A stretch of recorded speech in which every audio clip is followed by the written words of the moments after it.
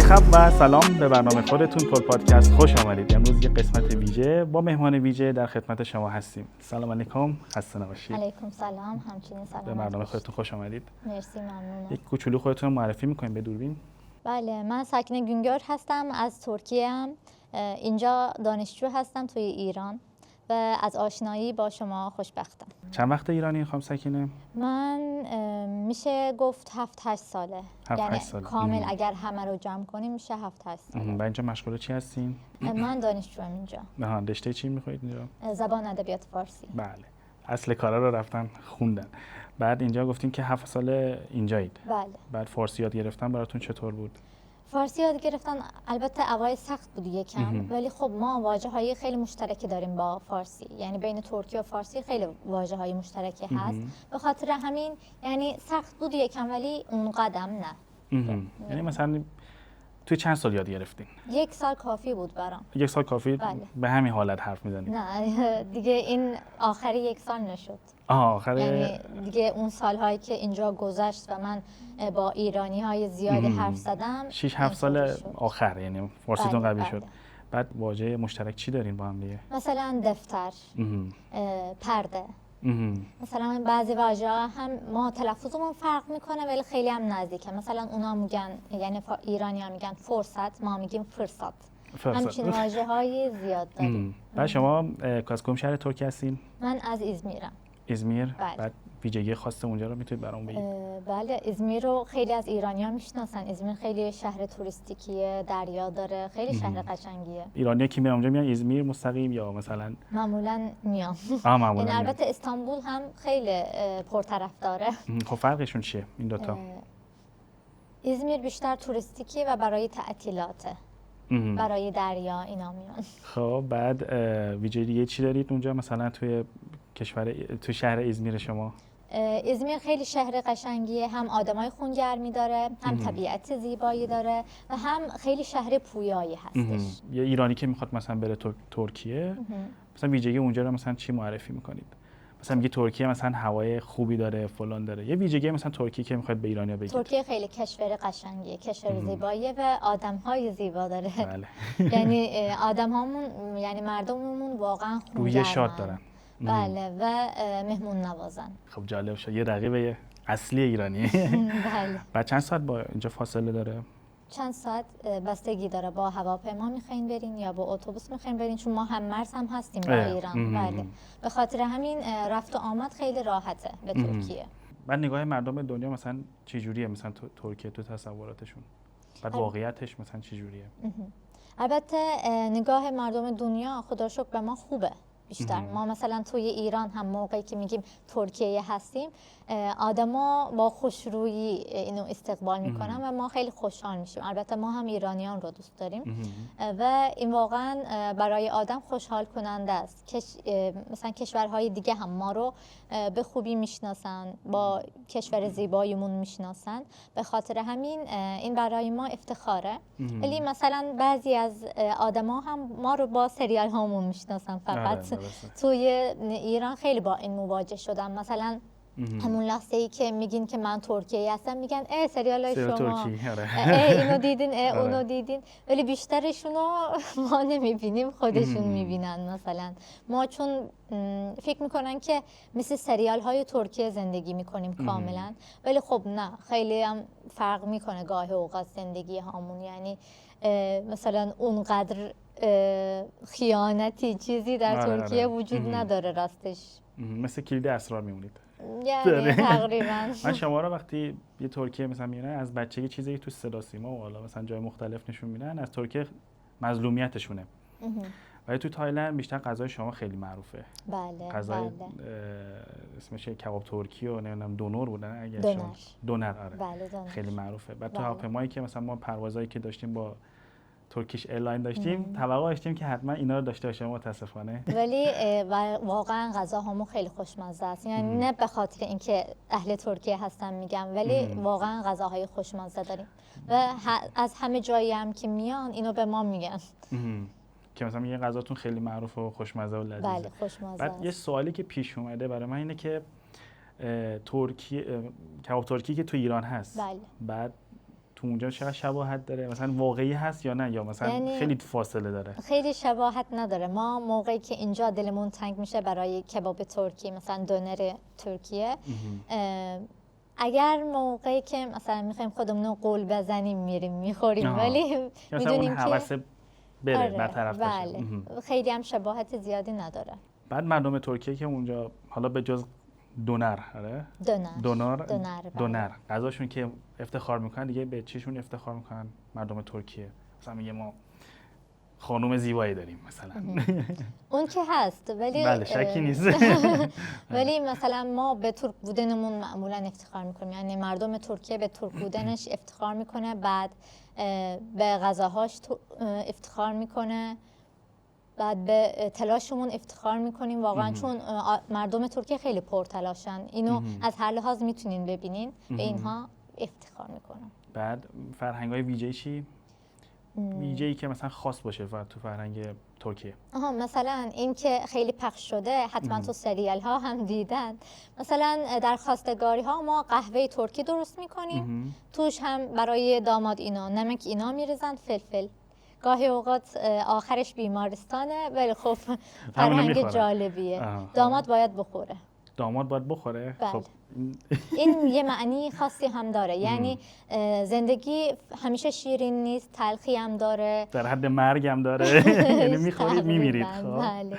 و اگر داماد اینو تحمل کرده، خب میگن که مثلا مرد زندگیه. اگه مثلا زیاده شور باشه، مثلا ازدواج نمی‌کنید واقعا؟ نه اینکه ازدواج نمی‌کنیم، ولی خب اون موقع دختر میگه یعنی این چی کاریه، این فرهنگیمونه، از این حرفا. ولی خب بعضی از دخترها هم بعضی از دخترها هم الان به تازگی مثلا عسل اینا میزنن. سوال بعدی دقیقاً اینجوری بود که دغدغه جوونه اونه چیه؟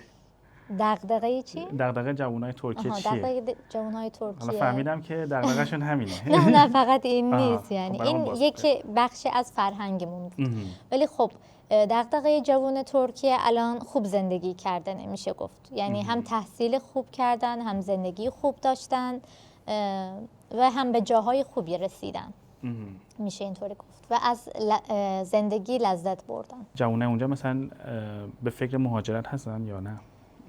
بعضیا هستن به فکر مهاجرتن، ولی من نمیتونم کامل بگم که نه همه میخوام برن، نه اینطوری نیست. بیشتر دوست داریم در کشور خودمون بمونیم و پیشرفت بدیم. یعنی فرصت هایی که یعنی مثلا خود جوانایی که اونجا میخوان و دارن اغلب، نه اینکه کامل دارن، بعضیا خب میرن از کشورمون، ولی خب من خیلی شنیدم که مثلا رفتن و برگشتن. یعنی مثلا رفتن تجربه کردن که چی مثل ترکیه خودمون نیست. بله. بعد برگشتن اونجا. بله، ولی چون ما خیلی وطن دوست هم هستیم، یعنی جایی که احساس غریبگی میکنیم برای ما خیلی جالب نیست، راستش جالب نیست. بله. بعد گاهی اوقات دیگه اشتباهات هم پیش میاد هنوز. ولی خوب حرف میزنین.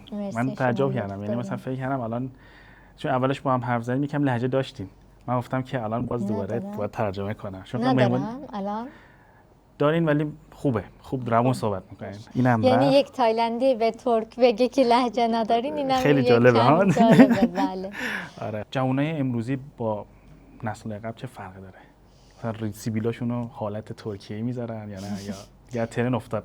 نه، ریش و سیبیلشون خیلی فرق نکرده، این دیگه بخش از فرهنگ ما شده تقریبا، ولی خب نوع پوشش البته فرق کرده مثل کل دنیا.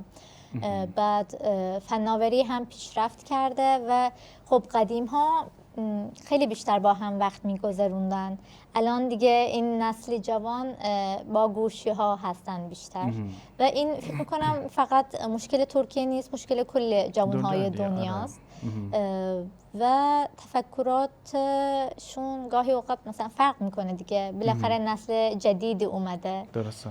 و بیشتر جرأت دارن الان، اینو میشه گفت، خجالتی نیستن. بله.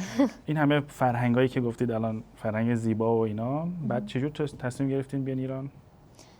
این نکته جالبیه برای من در زندگیم، چون من در ترکیه یه دانشگاه خوب میرفتم و رشته زبان ادبیات ترکی میخوندم در آنکارا. بله. و بعد میخواستم فارسی هم یاد بگیرم، چون ما ادبیات قدیمیمون با فارسی خیلی ارتباط زیادی داره و من علاقه‌مند شده بودم به زبان فارسی. میخواستم توی ترکیه فارسی رو یاد بگیرم، ولی طوری شد که مثلا گفتن که اگر اینطوریه من حالا چیز نشه، چی میگن، از خود تعریف نشه، اون موقع معادلم هم بالا بود. بله بله. بعد گفتن که اگر فارسی هم میخواین یاد بگیرین ما میتونیم مثلا شما بورسیه بدین. آره شرایط رو فراهم کنیم که شما بتونین برین تو ایران بخونین. من اول خواستم رد کنم چون کنکور ترکیه هم سخته و من ماه‌ها برای اون تلاش کرده بودم و اون دانشگاهی که خواستم رو قبول شده بودم. گفتم که نه من ایران نمیرم. ولی خب من فکر کردم، بعد با اساتید دانشگاه هم حرف زدم، با ایرانی هایی که توی ترکیه هستن هم حرف زدم. بیشتر به من گفتن که نه میتونی بری بخونی. بله خیلی تشویق جالبی داشتن چون با اینکه من هیچ نظر مثبتی نداشتم نسبت به اومدن ایران، ولی خیلی خوب شد که نظرم عوض شد کاملا. بعد خدا رو شکر اصلا هم پشیمون نشدم که اونجا دانشگاهمو ول کردم اومدم اینجا، چون اون ترس رو من داشتم. ولی خب اینجا اومدم، من خیلی دوست دارم فرهنگ‌های مختلف رو ببینم، باهاشون آشنا بشم و اینجا چون همیشه بیشتر با دانشجویان خارجی بودیم یا ایرانی ها برای من جدید بودن تقریبا، فرهنگشون، زبانشون. دیگه اومدیم اینجا فارسی یاد گرفتیم و اینطوری ادامه داد. چه چیزی شما رو اینجا نگه داشت؟ مثلا دیدید اومدید اینجا بعد گفتین که من پشیمون نیستم. این چی بوده که تو ایران دیدین؟ یعنی به نظرم اینجا خیلی چیز جالبه هست. یعنی ایران نمیدونم چه سحر و جادویی داره، ولی هر کسی که بیاد اینجا حتی موقع دانشجویی بودنش از ایران گلگی داشته باشه، میره دلش برای ایران تنگ میشه. و این برای منم اتفاق افتاد. البته هم فرهنگمون با ترکیه، یعنی فرهنگ ایران و ترکیه نزدیک، این منو بیشتر نگه داشت چون من اینجا راستشو بخواین از لحاظ فرهنگی سختی زیادی نکشیدم، به جز تعارف سختی زیادی نکشیدم. و تعارف چه سختی داشتی؟ خب تعارف خیلی سخت بود. یعنی از یه جا به بعد آدم دیگه نمیدونه تعارف واقعیت دیگه همه چی رو ول میکنه. یعنی میگه که شاید اینم تعارف بشه. چون اصلا من تجربه داشتم. یه دوستم بود منو برای عروسی داداششون دعوت کرده بودن که خب عروسی توی ترکیه مهمه، چیز مهمیه. اگه دعوت کردین که خب دعوت کردیم، ولی خب بعدم فهمیدم که این یه تعارف بود. نباید میرفتین؟ اصلا نرفتم چون آدرسی چیزی نمیدونستم، فقط روزش رو میدونستم. ولی خب یه تعارف بود که دیگه من از اون موقع به بعد دیگه به تعارف‌ها هیچ امیدی ندارم. بله. خب آره بله بیشتر کلاه رفته تا تعارف بوده.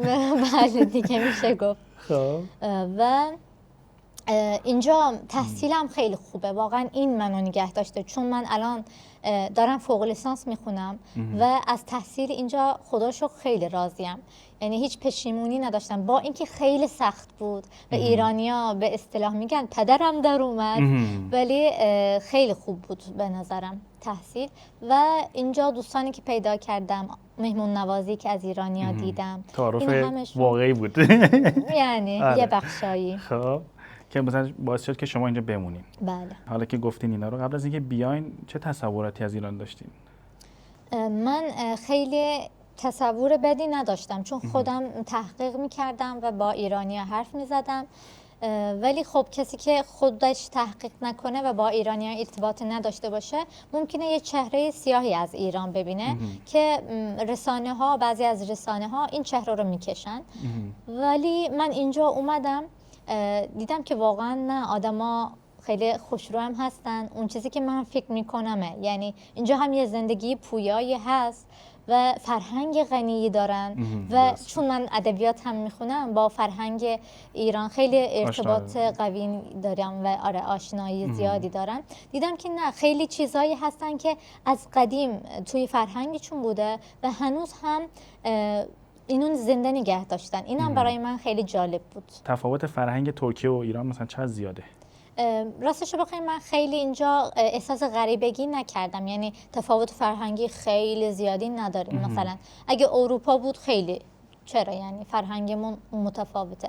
ولی ما معمولا مثلا در خونگرمی آدم ها مثلا میدونین مهربانی مامان ها هم برای من جالب بود، چون ما مامان ها بازم اینقدر مهربونن. اینجا هم مثلا میبینین که یکی توی کوچه به شما مامان بیا مثلا اینطوری حرف میزنه. این خونگرمیشون هم دوست دارم و توی فرهنگمون هم هست. وقتی که شما می‌خواستین بیاین خانواده‌تون چه واکنشی داشتن به این موضوع؟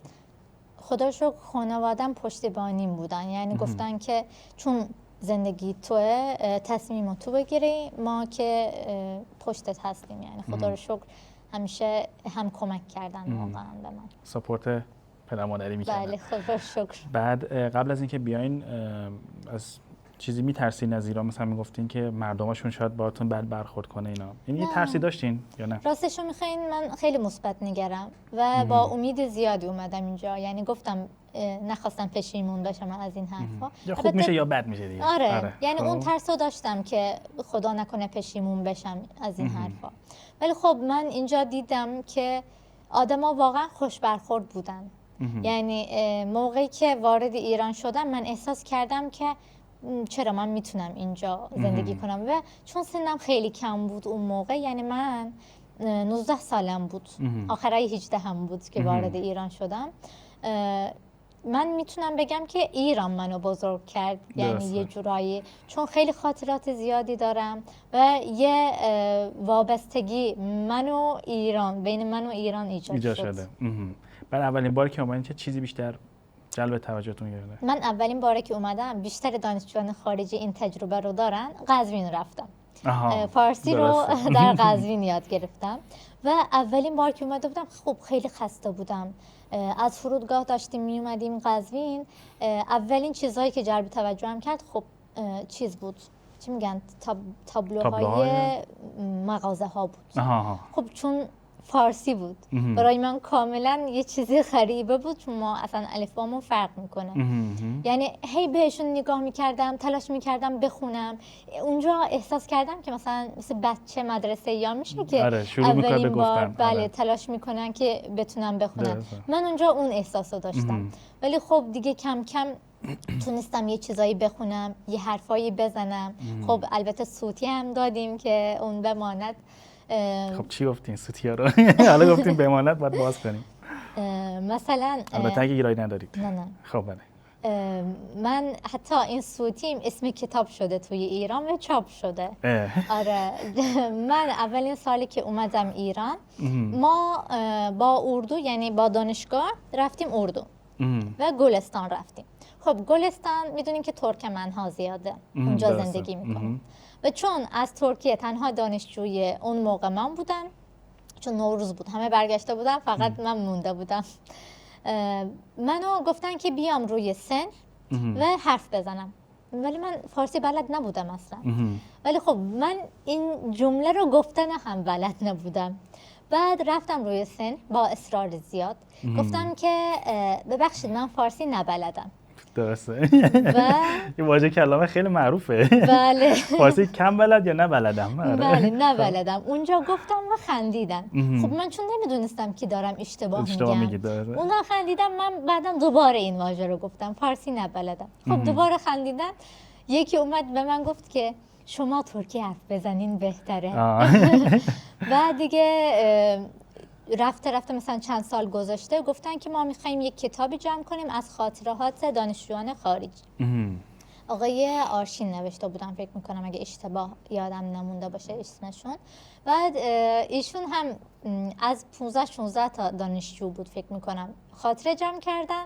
بعد خاطره من همون صوتی من دیگه اسم کتابشون شده. فارسی نبلد. بله. و دیگه این یه خاطره‌ای که برای من چون نوشته شده دیگه حتی من از ایران برم این خاطره زنده میمونه. آره. یعنی همیشه تو کتاب هم دیگه چاپ شده. بله دیگه موندگار شده. بله. بعد داشتید میگفتید که مثلا تابلوها رو می‌بینید و اینا. آره. براتون عجیب بود. بله. من موقعی که من احساس کردم که میتونم دیگه فارسی حرف بزنم و میتونم بخونم، اون اعتماد به نفس جدایی میده واقعا به آدم، چون دیگه هیچی بلد نبودیم دیگه یه چیزایی بلدین و در یک کشور غریبه در غربت میتونین دیگه زندگی خودتون رو ادامه بدین. این برای من خیلی حس خوبی بود. سوالی که برای من پیش اومد این بود که تو ترکیه گفتی که مثلا الفباش فرق میکنه. بله. بعد چرا مثلا اون نئونلایتی که مثلا تو سر مغازه مثلا میزنن براتون تعجب آور بود؟ مثلا اونا انگلیسی می‌نویسن تو ترکیه یا همون زبون خودتونه؟ توی ترکیه به زبون خودمونه، ولی خب الفبای ما لاتینه. یعنی مثل حرفای فارسی عربی نیست. به خاطر همین تعجب کردین. بله، خوندن برای من سخت بود یکم، با اینکه مثلا میتونستم قرآن بخونم ولی خب نمیتونستم به اون سرعت تابلوها رو بخونم چون ماشین رد میشد دیگه. بله. و چون هم چیزم نبود دیگه، حرکه که میگن عرب ها توی فارسی وجود نداره. خب اینم یه سختی بود برای من، ولی خب دیگه کم کم عادت کردیم خودش. اولین تفاوتی که بین ترکیه و ایران دیدین چی بوده؟ فکر میکنم همون بحث تعارف که مثلا برای مغازه رفته بودیم، یعنی برای خرید رفته بودیم مغازه، اون موقع خب گفتن قابل نداره. من خب نمیفهمیدم و یه دوست آذربایجانی داشتم، خب ما زبونمون خیلی نزدیکه باهاشون. ایشون به من ترجمه میکرد، گفتم یعنی چی؟ یعنی پول ندیم بریم؟ گفتن نه اینطوری نیست، اینطوری میگن ولی خب تو پول تو بده. و بعد اینم هست مثلا اینجا جان، واژه جان مثلا به عنوان یه خطاب عادی شده، درسته. ولی توی ترکیه اینطوری نیست و خیلی تعجب کرده بودم. بازم ما با دوستان آذربایجانی رفته بودیم خرید و اونجا خب یه آقایی برگشته به ما گفته که جان، ما تعجب کردیم اصلا، یعنی این قابل قبول نیست زیاد توی ترکیه. تو ترکیه مثلا معنای چی داره؟ خب یعنی همون جانی که صمیمی میگم، مثلا جانم میگیم ما. خب یعنی خیلی زن و شوهر میگن یا رفیق و اینا میگن؟ معمولا بین زن و شوهر اینا میگن یا مثلا بین دخترها میگن. این شکلیه. یعنی با غریبه اینو ما نمیتونیم زیاد قبول کنیم. به خاطر همین خیلی شوکه شده بودم من که مثلا به شما گفت جان. اینا مثلا منم نگاه کردم یعنی چی؟ آره باشین دعوا که نکردید؟ نه دعوا اونقدر فارسی بلد نبودم. نه بلد بودم. اینو گفتید که دعوا نشه. گفتید که اولین تجربتون چی بود؟ یعنی تجربه عجیبتون تو ایران؟ مثلا ما یه بار وارد تاکسی شده بودیم. خب من همیشه پوششم همینه، یعنی در ترکیه، در ایران. خب از من پرسیده گفتن که شما مسلمونید؟ من مثلا تعجب کرده بودم، آخه چطور نباشم؟ آره دیگه، همونجوری که میبینی باید باشم دیگه. خب میدونست که شما ترکیه اید یا بهش گفتید؟ نه فکر کنم میدونست. آره گفته بودن، یعنی مثلا پرسیده بودن کجایی هستین، چون دیگه از پوششمون مشخصه که ایرانی نیستیم معمولا. بله میپرسن. بعد حالا شده که شما رو با کشور دیگه مشابه بگیرن؟ بله حتما. حتی لبنانی‌ها فکر میکنن که من لبنانیم، یعنی خیلی اشتباه میگیرن. مثلا میگن که شما عربی حرف میزنید، میمونین چی؟ بله دارم یعنی مثلا شروع میکنن با عربی حرف زدن. من خب دیگه نمیتونم. من ترکیه‌ای هست. بله دیگه ترکیه چیز پولات علمدار اینا، یعنی یه شخصی از سریالمونه. بازم میگی شما بازم سریال ما رو دیدید؟ خب خیلی عالی. بعد عجیب ترین اتفاقی که براتون افتاده همین تعارف گفتین؟ بله تعارفات بود و همون دیگه. چیز دیگه نداره کم فکر کنید بکنید؟ فکر کنم در میاد ولی خب الان یادم نمیاد. شما اولین باری که غذای ایرانی خوردین دوست داشتین یا کلا براتون تعجب آور نبود؟ چرا این رنگش سبزه؟ چرا؟ اگر قورمه سبزی رو میگین، من قورمه سبزی رو دوست نداشتم اول. اصلا دوست نداشتم. یعنی معمولا خارجی‌ها قورمه سبزی رو که میبینن به خاطر بوش و اینا بله دوست ندارم. ولی خب من بعداً اینو در کلاس هامون شنیده بودم که ایرانی‌ها برای مهمون عزیزشون قورمه سبزی درست میکنن و من یه بار دعوت شده بودم به خونه ایرانی‌ها و دیدم که قورمه سبزی هست. یعنی اونجا خیلی احساساتم قطی پاتی شد. خب من براشون عزیزم ولی من اینو دوست ندارم. ولی خب دیگه به خاطر اینکه دلشون نشکنم من یه قاشق برداشتم از قورمه سبزی. ولی دیدم این قرمه سبزی اون قرمه سبزی که من خوردم نیست. این خیلی چیز خوشمزه‌ایه. و ادامه دادم دیگه. الان اون غذای ایرانی که مورد علاقه قرمه سبزیه. از تنفر شده عشق. بعد اگه بخواد رتبه بندی بکنین چی؟ قرمه سبزی بیشتر خیلی دوست دارم. کباب فکر کنم کباب ترکی. کباب ترکی یعنی فرقشون چیه؟ من دوستم بدونم. خب ما البته من نخوردم نمیدونم فرقش چیه. ان شاءالله قسمت بشه. ان شاءالله. آره. ما مثلا اسکندر کباب اینا هم داریم. خیلی گوشتشون خالصه و ما ادویه‌های زیادی فکر می‌کنم استفاده می‌کنیم یعنی نسبت به ایران و به خاطر همین هم گوشت احساس می‌کنین هم ادویه‌هاشو احساس می‌کنین و هم نمیدونم خوشمزه‌تره یعنی تعامل آب میگن بهش تعامل آب چون بهش یک کلمه میگفتن یادم رفت منظورتون اینه که طعمش رنگ آب ببخشید رنگ آب و طعمش اینا مثلا میگید غلیظ‌تر از ایرانیه غذا ایرانیه درسته؟ میشه گفت یعنی یا نمیدونم البته میخوام بگم شاید عادت کردم ولی خب نه خارجی‌ها هم میان میگن که خوشمزه تره خوشمزه تره یا خوشمزه است یعنی معمولا میگن خوشمزه تره بله خب دیگه زدین تو ذوق ایرانی‌ها ببخشید قرمه سبزی شما هم خوشمزه است. بعد این قرمه سبزی شما ندارید نگفتید؟ نه ما نداریم قرمه سبزی. بعد این دونر و دانر آره دونر و مثلا این اسکندر و اینا فرقشون چی هست مثلا بین غذاهاشون؟ اسکندر اینطوریه که زیرش نون هست نون بعد کره چی میگن آب شده داغ شده میریزیم بعد روش گوشت خیلی نازک بعد دوباره کره داغ شده آب شده میریزیم و کنارش ماست میخوریم خیلی خوشمزه همینجوری هم که دارید میگید تصورش داره میاد و اینا فرق این الان اسکندر بود بعد دانر چیه دونر دونر اونم خیلی نازک بریده میشه ولی خب اون با نون کامل سرو میشه معمولا یا نون کامل یا لواش سرو میشه اون دیگه سروشون فرق میکنه ولی مثلا طرز پختش یکیه بله معمولا یکیه طرز پختش یکیه جان طعمش یکیه دیگه طعمشون فرق میکنه خب درسته چجوری فرق میکنه یعنی چون سروشون مختلفه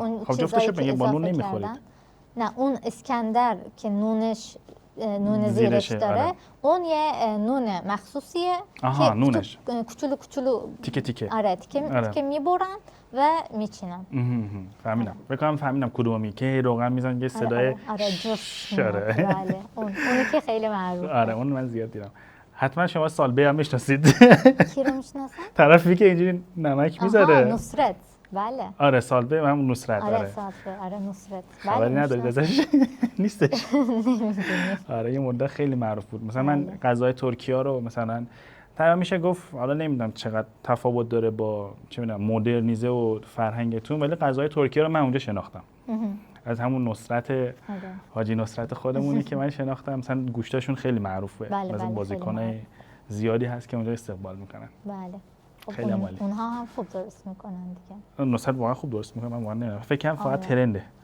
خوب ترند بودنش هم هست ولی خب دیگه اگر خوب درست نکنه هم کسی نمیاد خیلی هم جالب بود اینا رو گفتید شده ایرانی‌ها براتون یه کاری انجام بدن که انتظارش نداشتید تعجب بکنی آره میشه گفت من یه استاد داشتم موقع زبان خیلی هم هنوز با ایشون ارتباط دارم و خیلی دوستشون دارم واقعا ما باهاشون بعد از این تحصیل فارسی هم که یعنی فارسی رو یاد گرفتم و رفتم دانشگاه ارتباطمون رو قطع نکردیم یعنی دیگه استاد و دانشجو نشدیم دوست شدیم تقریبا و این برای من خیلی جالب بود من چون تا حالا با هیچ استادی اینطوری نشدم رفیق نشدیم بله و مثلا سالها گذشته ایشون خواسته ازدواج کنه و یه چیز دارن ایرانیا یه رسم و رسوم دارن توی عقدشون قند میسابن آره اینجوری میکنن. آره. مثلا اونو به من پیشنهاد داده بودن که من براشون انجام بدم.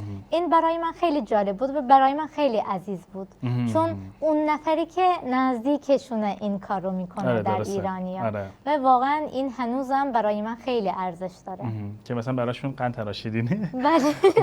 البته از بیرون اینقدر چیز مهمی شاید به نظر نرسه، ولی خب موقعی که میدونین از لحاظ فرهنگی برای ایرانیا چی معنی داره این خیلی قشنگ میشه. من واقعا نمیدونم ولی مثلا قند تراشیدن تو فرهنگ شما هست یا نه؟ قصابیدن بهش میگن. آره ببخشید این فرهنگ قندسابیدن توی کشور شما هست یا نه؟ نه ما نداریم. به خاطر همین برای من خیلی بیشتر جالب بود. عزیزتر بود براتون. بله. فقط قهوه قهوه تعارف نمک میریزن. اون قهوه‌ای که روی خاک درست میشه اون مال ترکیه است درسته؟ بله مال ترکیه. اون خاک چی هست؟ چه ویژگی داره؟ اون خاک ما بهش میگیم دیبک قهوه‌سی. خب اون جای مخصوصی داره و معمولا مثلا دور و برش نقره ایناست. اونجا میپاشن اون چی میگن شن مخصوص رو. آره. چی هست اون شنه؟ از چی درست؟ دقیقاً نمیدونم راستش رو بخواین منم. ولی خب قهوهش خیلی خوشمزه میشه. ولی میدونی که مزه چجوریه؟ خوردم ولی نمیدونم چیه. یعنی آروم آروم میپزن و دیگه کامل به جا جوش میاد. بله. نه جوش نمیاد. من دیدم جوش میاد زوری برمیدارن. یعنی قبل موقعی که قهوه ترکی چیزشون چی بگم اون خاصیت چی میگن یا خصوصیتش آره در اینه که نباید بجوشه. موقعی که جوشید یعنی سری برمیدارن چون نمیخوام بجوشه. موقعی که جوشید خب کفش اینا از دست میره و کف برای ما مهمه، کف قهوه. بله. خب چرا مهمه؟ مثلا دلیلی داره یا مثلا مزهش عوض میشه؟ مزهش عوض میشه و توی ترکیه ما میگیم که هر کی قهوهش بیشتر کف داشته بیشتر کدبانوه. کدبانوه آره. کدبانو. بلد نیستی؟ من نمیدونم تا نشینم کدبانو یعنی چی؟ بابا یه جنتلمن داریم یه برعکسش داریم که برای زن‌ها استفاده میشه. نه اون قدم نیست. کدبانو یعنی کسی که ماهره، زنی که ماهره. آره یعنی زن خانه‌دار حرفه‌ایه. آره. بعد مزهش واقعا چیشی فرق میکنه اگه مثلا کف بکنه؟ یه برام سوال شد مثلا میگه که یکم تلخ‌تر میشه یا یکم شیرین و تلخ میشه؟ نه تلخ‌تر نمیشه ولی میدونید اون یعنی چون همه با کف نمیتونه درست بکنه. یعنی در فرهنگ ترکیه اینطوری به وجود اومده که اگر تو میتونی با کف در بیاری اون قهوه رو خب تو بلدی. یعنی اینطوریه. و خب اون خوردنش هم اول یه لطافتی داره با کف، دیگه بعدش قهوه طعمش میاد، اونم جالبه. یعنی بازی میکنه. خیلی جالب بود. شده براتون یه چیزی از سنت‌های ایرانی دیده باشین یا مثلا فرهنگ‌های دیده باشین که توی ترکیه کمتر دیده باشین یا نه؟ آره یه چیزی هست که توی ترکیه اصلا ندیده بودم. شب یلدا. این برای من خیلی قشنگه، یعنی خیلی جالبه چون هم ریشه قدیمی ایرانی داره و هم هنوز بعد از هزاران سال این ادامه میده و آدم ها حتی جوان ها یعنی نمیگن که نه این فرهنگی قدیمیه. هنوز خیلی پرنشاط آره اینو ادامه میدن. این خیلی برای من جذابه و چیزای مخصوص خودشو داره، مثلا نمیدونم لباس قرمز، هندونه. آره این چیزا برای من خیلی قشنگه، خیلی معنا داره و مخصوصا اونجا دیوان حافظم که میخونن. خب منم رشتم ادبیات، این چیزها جلب توجه هم میکنه زیاد. خیلی خوشم میاد راستش. اون روز رو ما چون بیشتر با دوستان خارجیمون هم در کشورمون نداریم، مثلا بیشتر جمع می شدیم تلاش میکردیم که مثل ایرانی ها اون شب رو بگذارونیم، یعنی اونو اجرا کنید تو بین جمع خارجی ها. بله. بعد اینا مثلا قدمتشون فکر میکنم از میترائیزم مونده و تا هنوز اون ادامه داره. مثلا چون توی میترائیزم مثل اینکه آتش هم زرتشت خداشون بوده. آره نه خدایشون نیست، مقدسه. آره مقدسه. آره بخشت. خواهش میکنم. ادبیات فارسی خوب رعایت کنم. خدا مقدس بودن فرق داره. بله مقدس بوده و به خاطر همین هنوزم یعنی من از اونجایی که میدونم البته اگه اشتباه ندونم از اونجا مونده تا الان. آره. و این خیلی جالبه که اینقدر حفاظت کردن از این چیز، از این فرهنگشون. بله از این فرهنگشون. البته ما هم مثلا یه چیزهایی داریم توی فرهنگ قدیمیمون و از دین قدیمی ترک ها مونده، شامانیسم. مثلا موقعی که میخوایم چشم نخوره کسی، توی ایرانیا هم هست، به چوب میزنن. آره میزنن تخته. بله میزنن به تخته. ما هم اینو داریم، ولی مثلا ما گوشمون هم میگیریم بعدم به گوش میزنیم. این مثلا نمونه این که چشم نخوره. بله چشم نخوره. اینم یه چیزیه که از قدیم مونده برای ما. چه فرهنگایی داری که مثلا به نظر شما توی ترکیه خیلی دیگه اون اصالت رو نگه نداشته؟ میتونم چی بگم؟ مثلا عیدها رو ما قبلا خیلی بیشتر اهمیت میدادیم به عیدها، مثلا عید قربان، عید فطر. البته هنوزم برای ما خیلی عیدهای بزرگی هستن، ولی خب مثلا قدیم موقعی که من بچه بودم خیلی اینها برای ما هیجان انگیزتر بود. مثلا میرفتیم لباس جدیدی میخریدیم، بعد حتی باهاش میخوابیدیم شب و موقعی که میخوابیدین؟ باهاش؟ با لباس. آها با همون لباسه میخوابید. آها درست. بله. بعد مثلا صبح میشد سری میرفتیم دست مادر بزرگ پدر بزرگا رو میبوسیدیم. خب البته هنوزم این هست خدا رو شکر، ولی خب چون شاید ما بزرگتر شدیم دیگه اون احساس قبلیه خیلی نیست. یعنی این شاد و نشادش دیگه توش خیلی بولد نیست. خیلی بولد نیست، هنوز هست ولی خب دیگه اون طعم بچگی رو نداره. اون شوق رو ندارید. بله. مراسمایی که شبیه ایرانه چی هست؟ مثلا نوروز داری شما؟ ما نوروز داریم، یعنی حتی به نوروز میگن که عید ترک هاست. اون هم یک داستانی داره. بله. ولی خب ما مثل ایران نمیگیریم عید نوروز رو، حتی تعطیلات رسمی هم نداریم برایش. یعنی فقط میدونیم که اون روز نوروزه و هر کی میخواد مثلا جشن بگیره جشن میگیره. اونم برای سال جدیدتونه یا نه؟ نه ما سال جدیدمون میلادیه. آها سال جدیدتون میلادیه. تقویم میلادی استفاده میکنیم. مثلا بیشتر روی کریسمس خیلی جلوه میدیم. آره. درسته؟ خب داشتید میگفتید نوروز خیلی مثلا خیلی آره. مهم نیست. خیلی گرفته نمیشه یعنی توی ترکیه. البته میدونن نوروزه، مثلا چیز روشن میکنن، آتیش روشن میکنن، از روش میپرن. بله.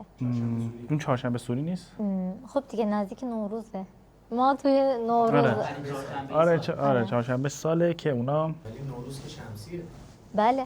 ولی خب نوروز چون چیز داره، داستان داره برای ترکا. مثلا میگن که ما توی یه وادی بودیم، مثلا اینطوریه که توی ترکیه داستانش از این قراره. ما مثلا میگیم که ارگن کندستان. خب اسمش اینه. این داستان اینطوریه که ما ترک ها مثلا اول قدیم در یک وادی زندگی میکردیم که دورش آهن بود. یعنی یه وادی بود یک کم شیبدار و دورش آهن بود که ترک ها از اینجا نمیتونستن بیرون برن. ولی خب روزی که تونستن آتیش پیدا کنن و اون آهن ها رو ذوب کنن، این روز همون نوروز بود که برای ترک ها یک تولد جدید بود، یک روز جدید بود که از اون وادی که حبس شدن میتونستن دیگه برن بیرون. آره آزاد بشن. به خاطر همین ترکا میگن که نوروز مال ماست. ایرانی ها میگن نوروز مال ماست. آره اینا دو تا یه جنگ خاصی دارن. ولی خب سر مولانا هم همینو داریم ما. که میگن که مولانا مال ماه. بله. ترکا میگن مال ماست، افغانستانی میگن مال ماست. تاجیک هم تاجیک‌ها رو هم اضافه کردیم. الان همه مهمونای مختلف بیاریم اینجا بگیم حالا اثبات کنید کی میگه مال کیه. آره کی میتونه ثابت کنه. ولی جالب بود. بعد ولی اون اسمش اون یعنی نه اون وادی؟ نه شکوفایی که مثلا ایرانی‌ها میگیرن توی عید نوروز مثلا اون پررنگ بودنش که هست، نمیدونم ولی شاید برای ایران باشه اهمیتی که میدن. نمیدونم حالا اینطوری هم نگیم ولی بهشون برمیخوره. جشنشو خوب میگیرن. بعد از این همه که گفتید ترک ها چه چیزی دارن که دوست داشتی ایرانی داشته باشن؟ دونر. اول چیز غذا بود. اسکندر کباب. خب بله اینها. البته ما شیرینی های خیلی مختلفی هم داریم. نگید از شیریناشونه.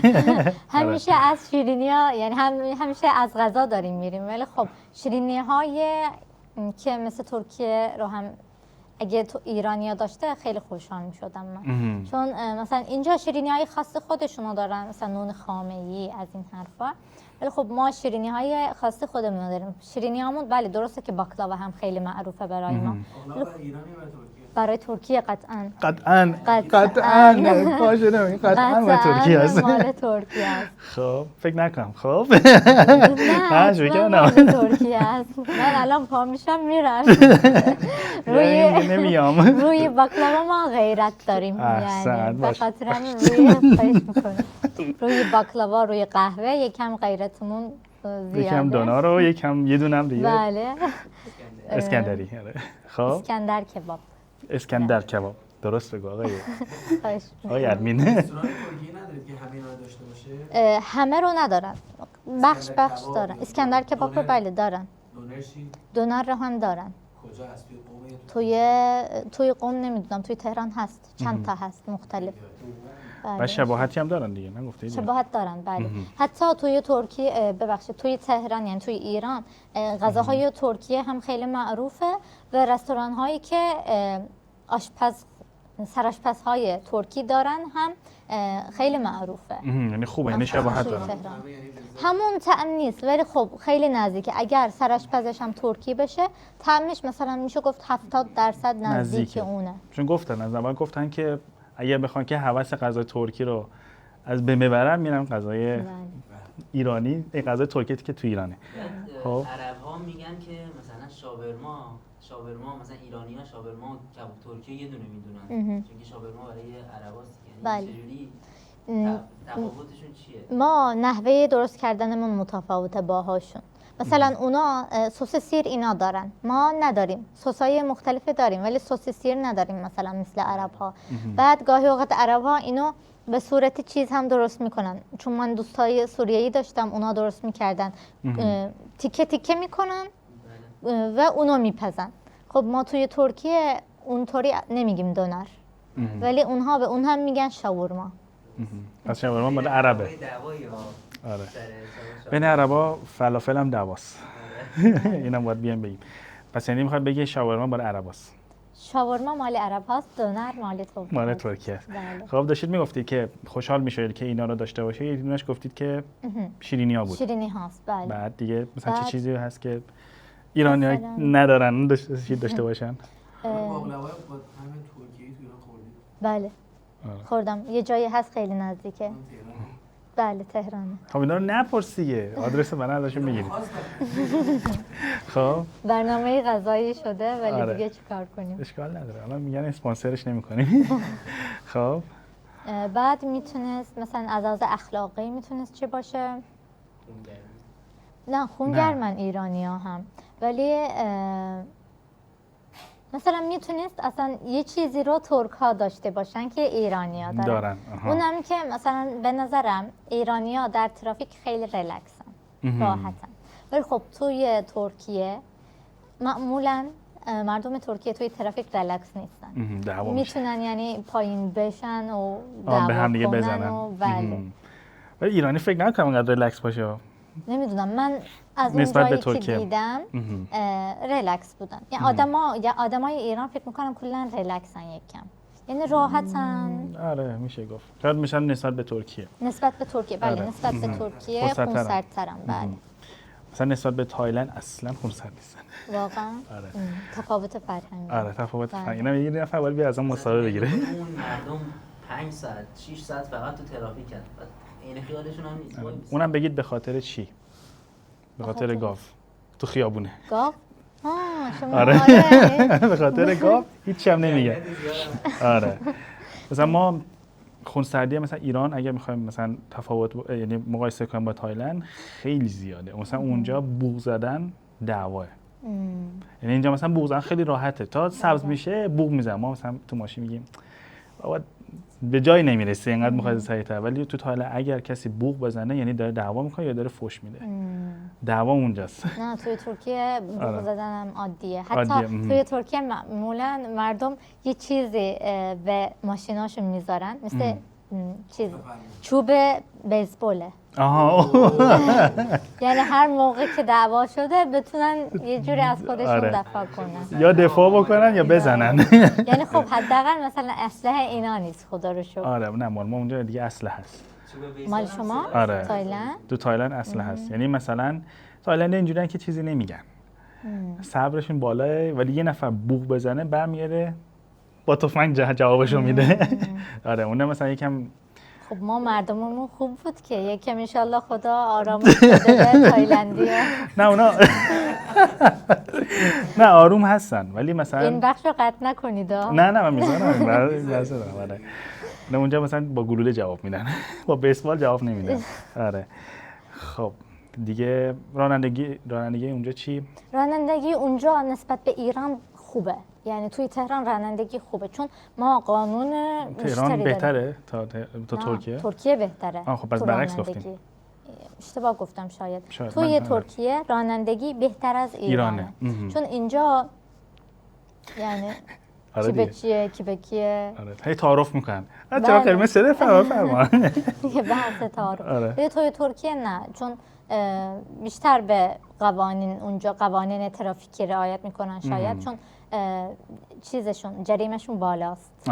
گرونه. بله اینجا هم بالاه ولی خب بالا نیست. فکر میکنم توی ترکیه گرون‌تره. بله بیشتر جریمه. خیلی عالی. اگه شما مثلا حق انتخاب داشتید تهران میمونید یا استانبول؟ خب تهران عادت کردم بیشتر. یعنی خیلی سالها توی تهرانم، یعنی مثل اینکه خونه دومی من شده. خونه اولتون چون خب ترکیه دانور داره و دیگه نمیدونم اینا داره اونجا انتخاب کنید. یعنی خونه اولم ترکیه، خونه دومم خب ایران تهران شده. ولی خب استانبول شهر خیلی زیباییه، حتما پیشنهاد میدم برید ببینید انشالله. ولی ما معمولا توی ترکیه اینطوری میگیم استانبول رو باید دید ولی نباید توش زندگی کرد، چون خیلی شلوغه، ترافیکش خیلی بدتر از تهرانه. ساعتها توی ترافیک میتونید بمونید و چون استانبول 2 یقه داره، یکی در آسیا یکی در اروپا. اون بخش ها رو که مثلا پل هایی که هست وصل میکنه باز هم خیلی ترافیک زیادی داره و از استانبول از یه جایی به یه جایی رفتن واقعا سخته. یعنی چون وقت زیادی میبره، نه اینکه حمل و نقل وجود نداره، وجود داره ولی خب سخته و وقت گیره. بله وقت گیره خیلی. به خاطر همین نمیدونم شاید توی استانبول میگشتم ولی توی تهران زندگی میکردم. نمیدونم. ولی رستوران حتما توی استانبول میدید. حتما. یه خانواده دارید مثلا دوست دارید که فرهنگ کدوم طرفو بیشتر داشته باشه؟ یا میکس باشه یا مثلا میگید که هر دوتاش مثلا اوکیه یا میگید مثلا یه فرد ترکیه‌ای باشه؟ خب چون فرهنگ ایران و ترکیه خیلی از هم دیگه متفاوت نیست به نظرم. این خیلی فرهنگ ایران چی گفتم؟ نه بگید فرهنگ ایران. فرهنگ ایران بگید داشته باشه بعد دیگه چی؟ فرهنگ گفتم بچه میخواد بزرگ بکنین کدوم فرهنگ داشته باشه؟ خب بعد شما گفتین که فرهنگ ایران و ترکیه خیلی فرقی نداره. من گفتم خب پس بگید فرهنگ ایران. نه دیگه فرهنگ دوتاش یعنی میکس باشه. میکس فکر میکنم. بله که میگه که مثلا جای رشد بیشتری داره اگه میکس باشه. یعنی بله چون مثلا از اینجا یه چیزای داشته باشه. آره از کشور ما از فرهنگ ما یه چیزای مثبت داشته باشه خب به نظرم خیلی چیز خوبی میشه، یعنی پل خوبی میشه. بله. بعد فرهنگ بعدش چی هست که شما میگید که نداشته باشه؟ چالشی شد. بله مثلا فرهنگی که از ریشه خودش دور شده به نظرم هیچ وقت ارزشی نداره دیگه. میگفتی تعارف؟ خب تعارف بده، یعنی اینکه آره این دیگه توی ریشه ایرانی ها دیگه نشد. نه ولی خب منظورش اینه که فرهنگ خوشگلیه. ولی بعضی هاشون هستن که خب طبیعتا فرهنگ همیشه زیبا هست ولی خب نسبت به اون شخصی که میخواد این فرهنگ رو چجوری اجرا کنه مهمه. مثلا بعضی موقع مثلا تعارف 100 بار میپرسن. خب این مثلا گاهی اوقات آدم حوصله نداره. آره حوصله نداره. البته به من اینطوری میگن که مثلا گاهی اوقات دوستام از ترکیه میان اینجا، من توی ایران میگردونم، با هم میگردیم، چون من زیاد میگردم، میبینن شوق دارن. آره. بعد مثلا پیش ایرانی ها منو ببینن میفهمن که یه اتفاق داره میفته اینجا، مثلا میپرسن چیه، میگم که تعارف دارم میکنن، بعد تعارف توضیح میدم، بعد میگن که سکینه تو هم تعارف میکنی مثل ایرانیا. خب چون میدونم که اگر مثل ایرانیا باهاشون تعارف نکنن این براشون بی احترامیه. خب من به این خیلی احترام میذارم و در مقابلش هم جوابشون رو با تعارف میدم، یعنی با احترام میدم. خب تا توی ترکیه نمیشه. خب تا حالا شده که دوست ندارید بشه ولی تعارف کردید؟ بله شده، خیلی شده. آره مثلا بفرمایید ولی تو دلتون میگه نه میومدی پس انجام دادی. بله آره یعنی خب دیگه یکم تأثیر ایران توش هست. بله هست. خب پس میگید که اگه پسرتون میخواد بزرگ بشه فرهنگی که خیلی مثلا دوست ندارید توش باشه، یعنی نه اینکه بد باشه ولی مثلا میگی نداشته باشه، بهتره فرهنگ تعارف ایرانه. بله من بیشتر دوست دارم که مثلا واقعی بشه، یه چیزایی که گفته میشه واقعی بشه. آره. یعنی تعارف نکنه. یعنی یه چیزی که از دلش نمیخواد، مثلا از ته دلش نمیخواد رو مجبور نباشه اجرا کنه. مخالفه مثلا درخواست دل خودش نباشه این منظورتون. بله. آره هر چی که دلش میاد رو رک بگه. بعد از فرهنگ ترکیه چی دوست ندارید داشته باشه؟ دوست ندارم داشته باشه. آره. مثلا میتونم همون بگم ما رگ عصبانیتمون یکم زیاده. موقعی که رگ عصبانیتمون میزنه بله واقعا اینطوریه. آره. مثلا میتونیم بیشتر صبر داشته باشیم. این رو میتونیم از ایرانیا بگیریم مثلا. فرهنگ عجیب ازدواجشون چیزی هست، یعنی تفاوت داره با ایران یا یکیه؟ مثلا یه چیزی هست به چی میگن اینجا کمر. به کمر عروس ها روبان قرمز یا مثلا به تازگی سبز گاهی اوقات بنفش اینا میبندن و اینو معمولا یا برادر عروس یا عموی عروس میبندن برای عروس. میبندن 3 بار میچرخونن دور کمرش و اون موقع توی ترکیه اگه ویدیوهاشو ببینین همه گریه میکنن. راست این نکته که خوب بود. آره برادر مثلا عروس بیشتر خیلی گریه میکنه. بله خیلی چون یعنی خدافظیه. بله یه زندگی جدیدی میسازن دور از خانواده، هر چقدر مثلا شاید کوچه پایین ترش باشن ولی باز هم اون گریه و چیز هست. و مثلا چی رو میتونم بگم در مورد فرهنگ ازدواج؟ ما هنابندون داریم. هنابندون هامون خیلی مفصل معمولا و هنابندون واقعا یکی از مهمترین فرهنگ ماست. چون قبل از عروسی گرفته میشه معمولا فقط زنها میشه و عروس یه لباس قرمز میپوشه. الان البته رنگ‌های مختلفی هم اومده ولی خب اونجا مثلا شادی میکنن، جشن میگیرن با هم و حنا میزنن. موقعی که عروس میخوان حنا بزنن دستشو باز نمیکنه چون مادر داماد بیاد باید طلا بذاره. خب بله. بعد اون طلا رو که آورده طلا رو میذارن، بعد روش حنا رو میذارن و دیگه ادامه میده. بعد بله چیزی هست بگید؟ بله اینو در سرباز کردن پسرهامون هم انجام میدیم. چون میدونید این فلسفهش چیه؟ سربازی اجباریه؟ بله سربازی اجباریه. اگر تحصیل کرده نباشین بیشتر ماهش، اگر تحصیل کرده باشین 6 ماه. نمیدونم باید نگاه کنم آخه چون در حوزه من نیست. خب بعد گفتین فرهنگش برای فرهنگش اینه که مثلا موقعی که یک پسری میخواد سرباز بشه حنا میزنن به دستش. چون موقعی که گوسفند رو میخوان قربانی کنن ذبح کنن هم حنا میزنن، یعنی این فدای خدا بشه. و ما چون شهید شدن در ترکیه عزیزه، سربازها هم موقعی که میفرستن به سربازی اونجا میگن که این وطن چون برای ما مقدسه، این پسرم قربانی در راه خدا بشه. همچین فلسفه‌ای داره. بعد مهریه چی اونجا چه جوریه داستانش؟ مثل ایران؟ نه مثل ایران نیست. حتی توی ایران یکی از چیزهایی که جلب توجه هم کرده بود و تعجب کرده بودم مهریه بود، چون توی ترکیه اینطوری نیست.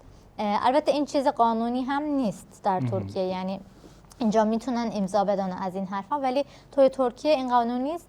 اگر مثلا میخوان که یعنی خانواده ها دو طرفه اگر میخوان اینو داشته باشن، مهریه رو داشته باشن، معمولا، البته نه اینکه همه، چون بعضیا خیلی زیاد میگیرن، ولی معمولا مهریه کمی میذارن، چون میگن که زندگی رو دو طرف با هم میسازه. و یه چیز دیگه هم هست، ما خیلی جهیزیه و عروسی و غذا رو گفتیم، ولی خب اینم هست که جهیزیه در ایران دخترها میدن، ولی توی ترکیه اینطوری نیست. توی ترکیه بیشتر مثلا چیزای بزرگ رو پسر میخره، چیزای کوچیک‌تر مثلا برای آشپزخونه و نمیدونم بخشای کوچیک، بله، خونه اصل کار مردم میخره. ولی خب البته الان مثلا نصف بیشتر. یعنی سخت‌ترین زندگی یه مرد ترکیه واقعا دارن، هم قهوه شور باید بخوره و همه چیز باید بخوره. اونقدر بیچاره نیستن حالا یعنی. اوکی، من خیلی بازی میکنم هست. بعد گفتیم مهریه پس زیاد نمیگیرین؟ نه. بعد مراسمش مثلا خیلی مفصل میگیرید، بزرگ مثلا چند روز باشه اینا؟ نه چند روز که نه وجود اصلا از لحاظ اقتصادی نمیتونه چند روز داشته باشه الان توی ترکیه. مثلا ما مهمونای داشتیم که مثلا میگفتم ما مثلا 2-3 روز مثلا یه بار غذا خونه سمت مرده، یه بار غذا سمت خانومه، اینطوری. مثلا شما اینجوری ندارید؟ نه، ما همون هنبندون رو داریم، بعد عروسی رو داریم. اگر مثلا شهر آقا داماد دور بشه، بیشتر عروسی رو شهر آقا داماد میگیرن، یا اگر میخوان که مثلا خانواده عروس هم بیشتر باشه، مثلا 2 شهری میگیرن، اینطوریه. وگرنه چند روزه نه، ما همچین چیزی نداریم. همون یه روزه رو میگیرید؟ بله، یه روزه و تموم. یه چند تا سوال هست من ازتون میپرسم. شما میگید که کلیشه‌ایه یا واقعیه؟ حالا سوالی که آماده کردم این بود که میگه که مثلا درسته که خارجی ها تو ایران احساس غربت میکنن؟ نه درست نیست، این کلیشه‌ایه. کلیشه‌ایه. بله. با اطمینان میگید؟ بله. بعد سوال دوم میگه که ایرانی ها خیلی تعارف میکنن و همیشه منظورشون واقعی نیست. این دیگه واقعیه میشه گفت، ولی خب نمیشه همیشه هم واقعی بگیم. خب نه، یا واقعی یا کلیشه‌ای دیگه. رد میکنم. من فارسی بلد نیست. بلد نیستی؟ خب پس رد میکنیم. اگه چیز نیستی ما رد میکنیم. میگه ایرانی ها فقط ساختمان قدیمی و زندگی مدرن ندارن، یعنی ساختمان قدیمی دارن باستانی. کلیشه‌ایه. این کلیشه‌ایه. بعد نوشته چه چیزی دیدی که انتظارشو نداشتی تو ایران؟ چه چیزی دیدم که انتظارشو نداشتم؟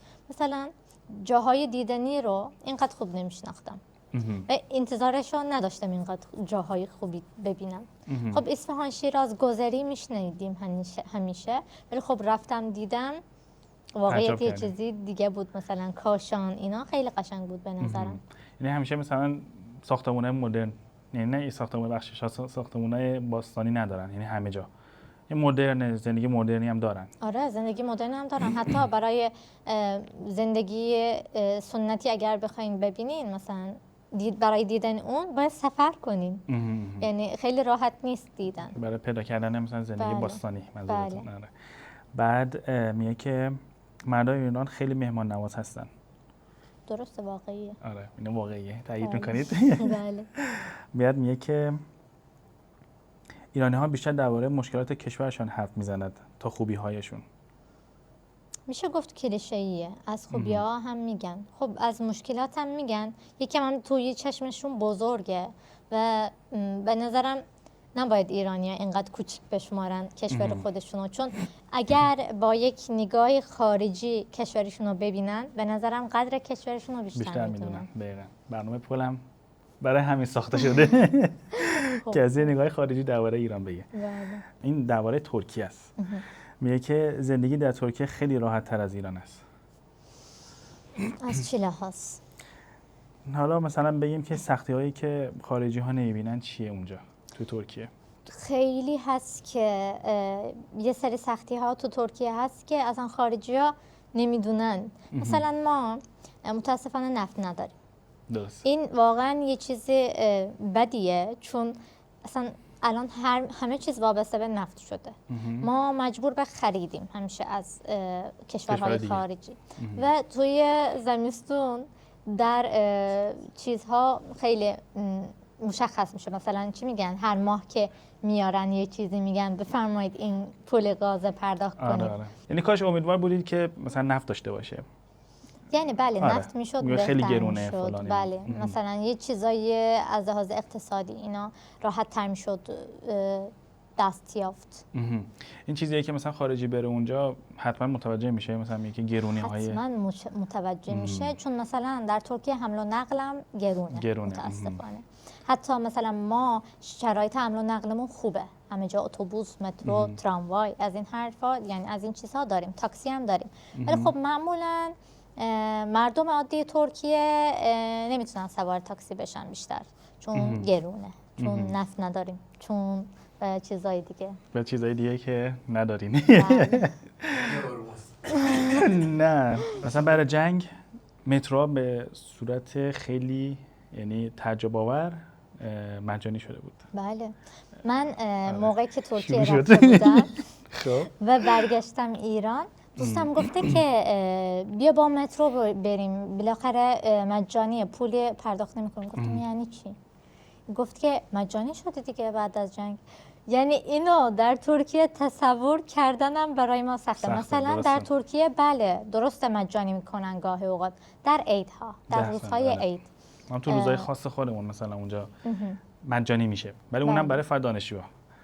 فقط دانشجو. خب. شما اوضاعتون خیلی اوضاعمون اونجا واقعا ما حمل و نقل عمومی اونجا خیلی سخته و خیلی گرونه، ولی خیلی تمیزه. دقیقاً البته ایران هم تمیزه، نکته‌ای نداره. در ترکیه هم تمیزه و البته اینو هم باید بگیم، فکر می‌کنم در ترکیه و ایران مثلا نمیدونم حتما تایلند هم داره کلیم نداریم، کولر. آره ما کولر داریم. مثلا کشورهایی که چرا داره؟ تو ایران؟ بله اتوبوس‌هاش اینا داره. نه تو اتوبوساش من تصور تو تاکسی بود. یعنی خیلی تاکسی نداره. آره. در ترکیه هم یعنی البته تاکسی‌ها داریم. در خیلی ایران کم. هم هست. خیلی کم، یعنی باب نشده. اونجا اگر تاکسی که کولر روشن نکنه سوار نمیشن. در تایلند آره. خب داشتید میگفتید که اینجا تصورش سخت بود. گفته بودن که این تابستون مخصوصا خیلی در اخبار نوشته میشد که مثلا از فرانسه چند نفر از گرمایی مردن اینا. مثلا ما در ترکیه این بین جوان‌ها خیلی چیز شده، میگن که ما کولر داریم، عکس میگیرن میگن ببینید ما کولر داریم که نمی‌بینیم. آره. ولی از سرما میمیریم. بله. بخاری نداریم. ولی بالاخره دیگه یه پوینت چیز بود، مثبت بود. آره یه نکته مثبتی بود. بله نکته مثبتی بود. نمیشه یک ایرانی با یه ترک خیلی سریع با هم ارتباط میگیرن. کلیشه‌ای یا واقعیه؟ این واقعیه. اینا واقعیه. اصلا نمیدونم شما میشناسین یا نه، ایرانی‌ها خیلی خوب میشناسن. میگن ابراهیم تاتlıses، ابرو گündüz، سیبل جان. یعنی خیلی سریع ارتباط میگیرن. یعنی زودی مثلا زبان محلی حرف میزنن. اینا اشخاصی معروفی هستن که ایرانی‌ها خیلی گوش میدن به آهنگ این خواننده ها و میگن شما دیدین اونها رو؟ آخه همسایه نیستیم که همیشه ببینیم. ولی خیلی کنجکاون ایرانی‌ها. مثل آهنگ ابی. آره. آهنگ ابی ایرانی. آره یعنی ما هم چون از قدیم میشناسن اینها رو همیشه میگن. یعنی سوالی که برای من پیش اومد این بود که ترکیای فارس، ترکیه ایرانی و ترکیای ترکی بله. زبان همدیگر رو میفهمن یا نه؟ بله میفهمیم، ولی این هم هست که بین زبون‌ها البته میتونم بگم گویش میشه این تقریبا، چون همدیگه رو متوجه میشیم. ولی خب مثلا بخشی که نزدیک به ترکیه هست، نزدیک مرز ترکیه، بیشتر همدیگه رو متوجه میشیم. ولی هر چقدر دورتر از مرز ترکیه بشه، ترکیه اونا رو متوجه شدن برای ما سخت‌تر میشه. ولی اونها چون مثلا سریال ترکی میبینن یا شبکه‌های ترکی میبینن، اونها ما رو یکم دیگه راحت‌تر متوجه میشن. ولی مثلا من از قزوین بگم، توی قزوین ترکیشونو نمیفهمیدم. یعنی گفتن که چیز قزوینیا ترکن اینا، یکی دوتا قزوینی تلاش کرد با من ترکیه آذری حرف بزنه، من متاسفانه نفهمیده بودم. شاید الان تلاش بکنم مثلا متوجه بشم چون فارسیم بهتر شده، ولی خب سخته. از لحاظ لهجه کلا متفاوته کلا. بله متفاوته.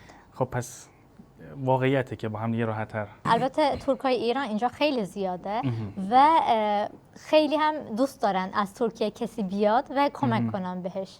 مثلا اتفاقا من امروز هم یه تجربه پیش اومده، درست میکنم جمله‌مو؟ بله. امروز هم یه اتفاق پیش اومد برام، رفتم که یه چیزی بخرم، با دوستم داشتیم ترکی حرف میزدیم بین خودمون. آقا هم تبریزی بوده، گفته که اگر شما ترکین به شما تخفیف میدن.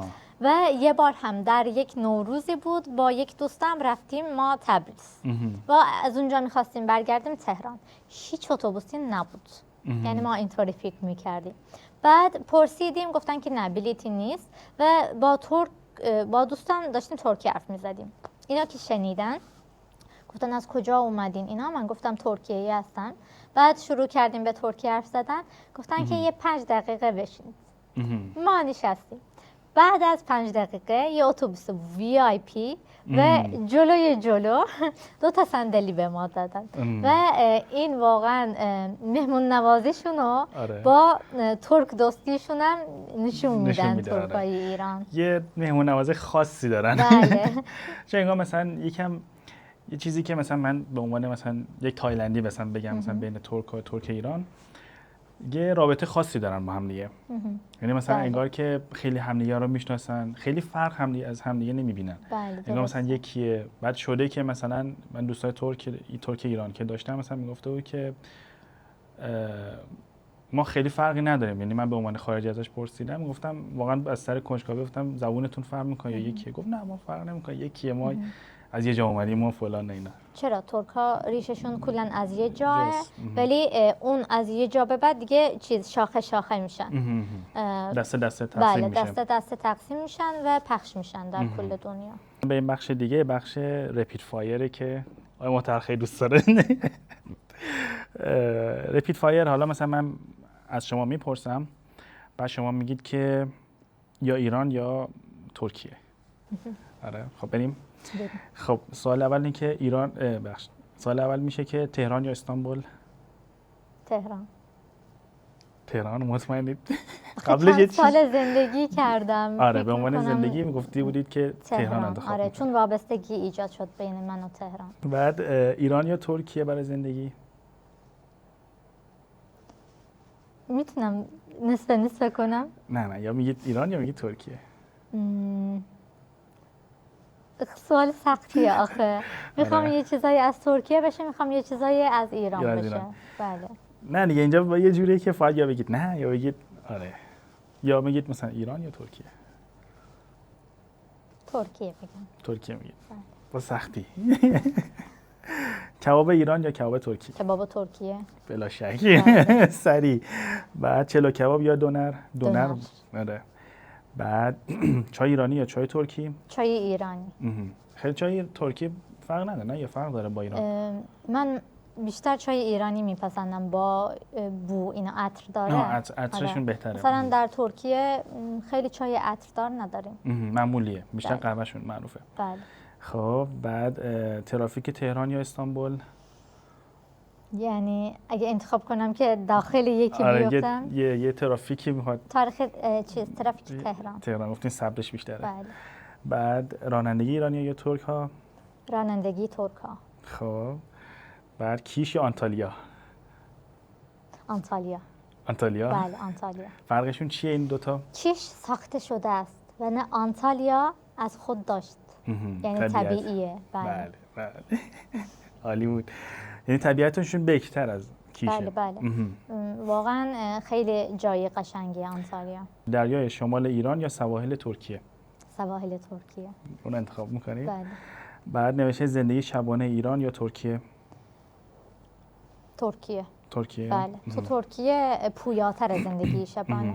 معمولا مخصوصا تو تابستون و مخصوصا شهرهای توریستیکی خیلی پویاست زندگی شبها و خیلی خوشم میاد از این. شب زنده داری میکنن. بله. یعنی همه هستن شلوغن و رنگ و رنگ اینا.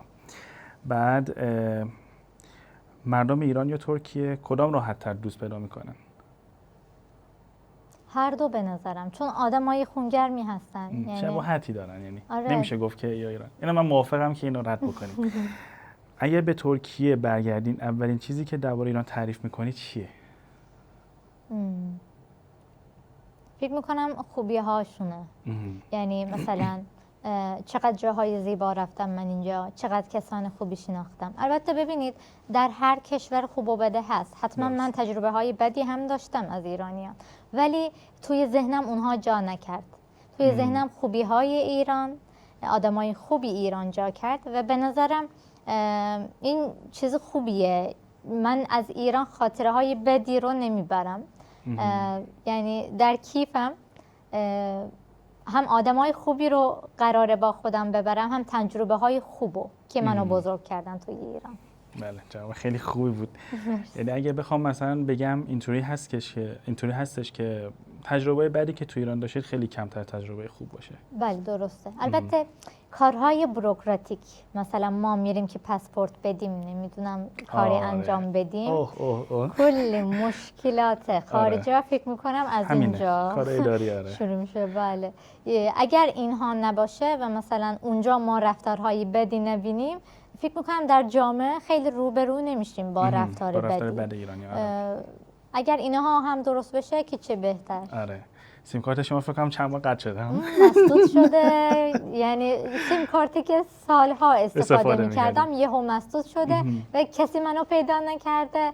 خیلی روزهای بدی گذروندید. بزرگترین چیزی که ایران به تو یاد داد چیه؟ شاید بزرگ شدن دردناک نباشه. یعنی چون یه تصویری هست در ذهن جوان‌ها که مثلا برای بزرگ شدن باید همیشه درد بکشیم. نه، این داخلش هست، ولی چون با سن کوچیکی اومدم من ایران، دیدم که بله بزرگ میشی، مثلا درد و رنج هم تحمل میکنی دور از خونه و خانواده هم، ولی خب این همیشه دردناک نیست. با تجربه های خوبی هم بزرگ میشی و واقعا اینو ایران به من یاد داد. مثلا اگر از من میپرسیدن که دوباره ایران رو انتخاب میکنی و همین راهی که طی کردی رو دوباره میری، بله من دوباره همین راهو با همین سختی‌ها و خوشی‌هاش انتخاب میکردم. بله، چون الان اون سکینه‌ای که هست خیلی چیزاشو اول به خانواده خودم بدهکارم و بعد به ایران. خیلی عالی بود. خیلی عالی بود. بعد اگه مثلا یه ترکیه یه فرد ترکی مثلا میخواد بیاد به ایران، اولین چیزی که بهش میگید درباره ایران چیه؟ مثلا بهش میگید توصیه‌هایی که میکنید ببخشید. ترکایی که میاد ایران؟ بله. همون تعارف، یعنی میگم که باشه. چون میدونید این تجربه رو دوستای ترکام داشتن. یعنی می اومدن سوار تاکسی میشدن، بعد موقع پیاده شدن میگفتن که قابل نداره، اونا هم میرفتن خدا حافظ. بعد آقا پشتشون خانم کجا میرین، پولم کجاست؟ یعنی این یه چیزی که چون در فرهنگ ما نیست باید توجه کنم به این. اگه یه ایرانی میخواد ترکیه رو بیشتر بشناسه چی؟ اگه اونو به ایرانی چی میگید؟ میتونم بگم که فقط از سریال ها نشناسین کشور ما رو، میتونین برین ترکیه و در کوچه بازارهای ترکیه بگردین اگر مردم ما رو میخواین واقعا از نزدیک بشناسین. چون اون موقع میبینین که چقدر واقعا مردم ما ساده دلن و مثل شما صمیمیان، یعنی مثل ایرانی صمیمی. بله. بخش آخر رسیدیم. من معمولا چیزی که از مهمونا تقاضا میکنم اینه که پیامی که دوست به ایران بدی رو توی جمله بگه، حالا به زبان خودش، به فارسی و به دوربین نگاه کنه. ایرانیان، هم قدر ədəbiyyatını هم قدر داشته هاتونو بدونید. İranlılar, hem edebiyatınızın hem de sahip olduklarınızın değerini bilin. بله. خیلی هم زیبا بود. خیلی حال کردم. واقعا یه تجربه خاصی بود تو این مصاحبه که با شما داشتم. هم چیزای خوبی هم یاد گرفتم. اینا لطف کردید که اومدید. خواهش میکنم، ممنونم که دعوت کردین. خواهش میکنم، برنامه خودتونه. خیلی ممنون که وقت دادین. سلامت باشید. خواهش میکنم. امیدوارم که پل‌های خوبی بتونیم باشیم. امیدوارم که همینطور باشه که ما بتونیم پل فرهنگ ایران و خارجی ها باشیم. خیلی ممنون که ما بازم. خیلی ممنون که تا آخر برنامه با ما بودید. یادتون نره لایک و سابسکرایب و کامنت بکنید. مثل همیشه تا برنامه دیگه، خدا نگهدار.